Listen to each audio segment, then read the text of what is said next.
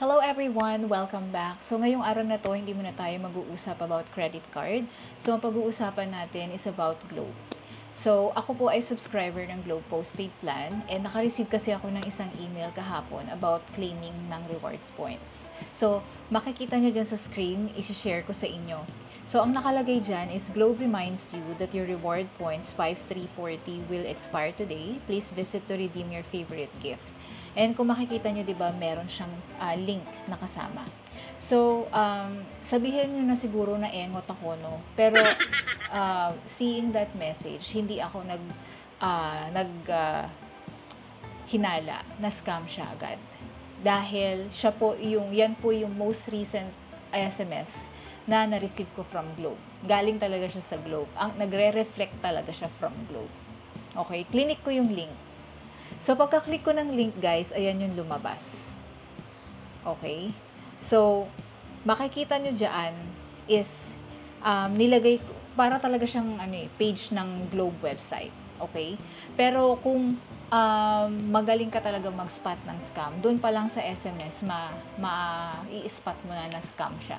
Kasi yung link, di ba, Globe, hindi siya globe.com.ph, which is the official website talaga ng Globe.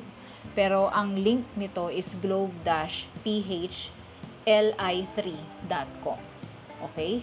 So, yun palang red flag na yun. Pero, hindi ko kagad na-detect yun. So, clinic ko nga yung link. Ayan yung lumabas. So, hinihingi niya, ilagay ko daw yung mobile number ko. So, nilagay ko yung mobile number ko dyan. Continue. And then, ito naman yung lumabas.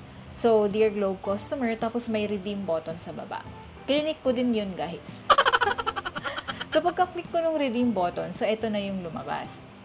So, meron siya talagang mga items na akala mo, yung regular na makikita mo kapag nagre-redeem ka ng rewards, di ba may mga items. Ayan, tapos nakalagay kung ilang points yung kailangan para ma-redeem mo yung certain item. Ang pinagtataka ko dito, guys, dito ako nagtaka. Dahil meron siyang 9.9 pesos plus yung points. Sabi ko, bakit ako kailangan magbayad sa pagre-redeem ng rewards? Hindi na bago sa akin yung pagre-redeem ng rewards dahil ginagawa ko yan sa mga credit cards ko. And never ako nagbayad kahit 5 duling sa pag-re-redeem ng rewards. Doon na ako nagtaka. Ang ginawa ko, pumunta ako sa Globe One app at dinouble check ko yung rewards points ko. And napansin ko na hindi naman ganun kalaki yung aking rewards points kesa kumpara dito sa sinabi nila na meron daw akong 5,000 plus na points. Okay? So, ang ginawa ko, guys, nag-research ako kasi sabi ko baka merong posted articles or kahit lang yung mga groups about anything about Globe Rewards scam. So, pagka-search ko, guys, Globe Rewards scam, may lumabas talaga na article galing mismo sa website ng Globe. So, ayan, papakita ko sa screen. So, globe.com.ph. So, ito yung sa kanilang website. Ang nakalagay dito is Globe warns versus spoofed messages for rewards claims. And kung makikita nyo, guys, same na same to, di ba, sa SMS na na-receive ko. So, ano ba yung spoof messages? So, ang spoof message, guys, is a communication na pwede sa email or sa SMS, kagaya nung na-receive ko, na kung saan yung identity ng sender ay pinipeke nila para magmukhang legit.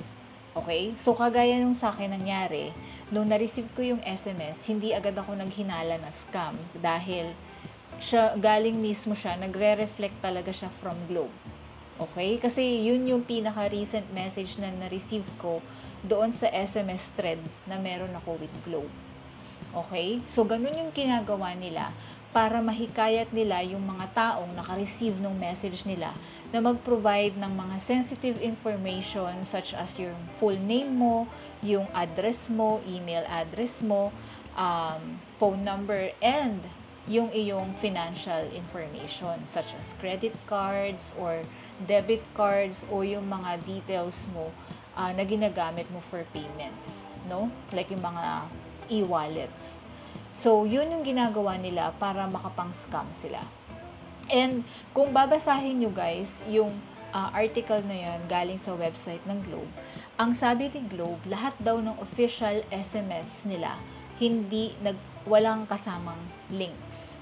Okay? So, chinek ko ngayon yung mga naunang messages from Globe and kahit isa doon, wala ngang link. And then, yung Globe Rewards points naman, sa Globe One Up lang siya mare-redeem. So, no other places, Globe One Up lang daw talaga ang pagre-redeem ng Globe Rewards points.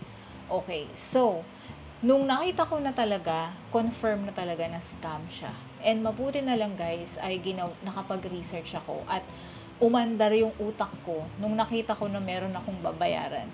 Kasi, yun yung naging prompt ko para mag-research, mag-check online.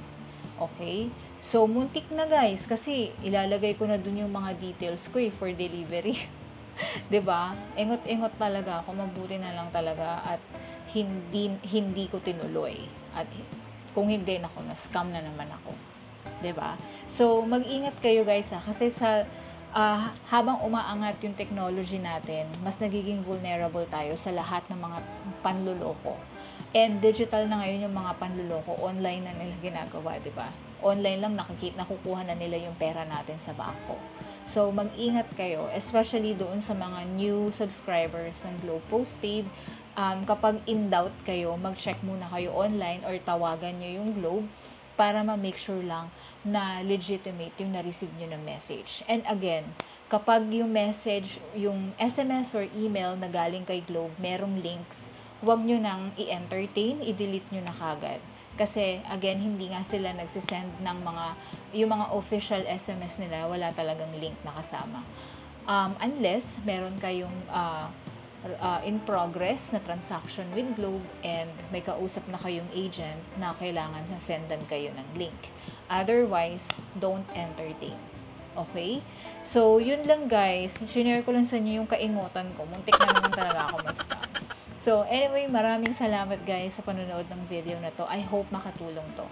See you again on my next. Bye!